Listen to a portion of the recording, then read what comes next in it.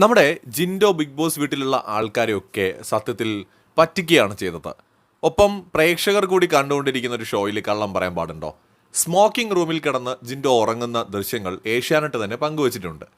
Smoking റൂമിൽ കിടന്ന് ജിൻഡോ ഉറങ്ങുമ്പോഴാണ് ആ നിലവിളി ശബ്ദം ബൗ ബൗ ബൗ ഇടുന്നത്.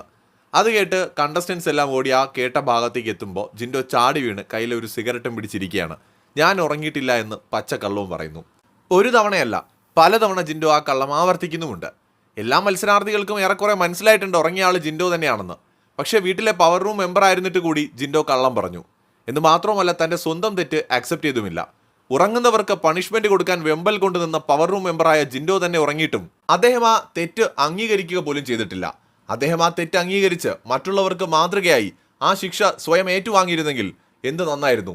പക്ഷേ ഇവിടെ അദ്ദേഹം വീണ്ടും വീണ്ടും കള്ളം പറഞ്ഞും പറഞ്ഞ കള്ളത്തെ മറച്ചു പിടിക്കാൻ പിന്നെയും അതിനുമേൽ കള്ളങ്ങൾ പറഞ്ഞും സ്വയം പരിഹാസ്യനായി മാറിയതായി എനിക്ക് തോന്നി. കൂടുതൽ അപ്ഡേറ്റുകളുമായി വീണ്ടും കാണാം.